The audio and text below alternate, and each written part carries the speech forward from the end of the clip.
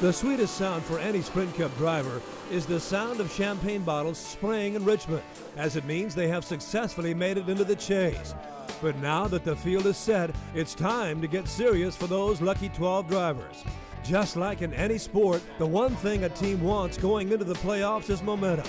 It's no different in NASCAR, and one driver who has been red hot of late is Jeff Gordon. The 24 car has 9 top 5 finishes in its last 11 starts, including a win in Atlanta, and feels he is ready for a long-awaited 5th championship. Altogether, we have a great team right now, and I think we've proven that week in and week out. And I think we've made a statement, not just to the 48 last week in Atlanta, but I think to all the competitors that we're pretty serious about this. Gordon may be hot, but he can't help thinking of the 2007 season.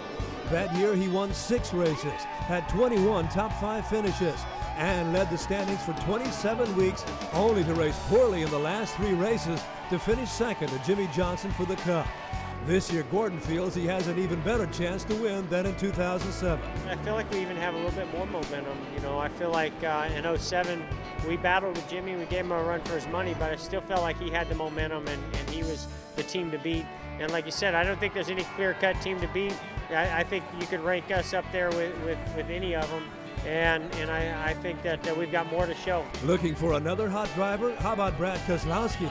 The Blue Deuce got in as a wild card, but has won 2 of the last 5 races and has 6 top 10 finishes in the last 6 races. This is Keselowski's first chase, and he's just going to take it 1 race at a time. Well, it's been a great ride, and I'm proud of my team, proud of the efforts we put in to get to where we're at right now. Obviously, the last month and a half, 2 months has been a great stretch, and we've really closed out and done what we need to do to get in the chase. So, a lot to be proud of, and it's just all starting. And we've got a shot at making a run for this championship, and I'm ready. Yeah, I definitely feel like we're playing with house money. I feel lucky to be where we're at right now. I think we've earned it, but I still feel lucky to be where we're at right now, and I'm going to continue to do all I can to keep this going. Some drivers got into the field by the smallest of margins. Dale Earnhardt Jr., Tony Stewart, and Denny Hamlin were 3 of the last teams to make it, but are excited to see the points virtually reset and to have a legitimate chance to make a run at a championship. I'm just really happy about it. I thought I'd be relieved, but I'm happy, I'm glad to be one of the guys. I think we're a good enough team to be in the top 10. We made that happen. I think we validated ourselves, and we want to go out there and really turn it up. We want to surprise people. I don't think there's any pressure on us going into the chase. I think we're kind of an underdog going into it, so I think we've got everything to gain and nothing to lose in this chase. So it's not the best scenario to be in, but it's a good position to be in, knowing that all we're doing is looking upward and not worrying about going backwards. Looking forward to it. We have a second lease on life as far as our championship hopes. After the tough year that we've had, now to be just 12 points back, that's nothing. We can make it out. We're coming in with 3 consecutive top 10s, and that's something we haven't put together all year. Of course, everyone is chasing one guy, Jimmie Johnson.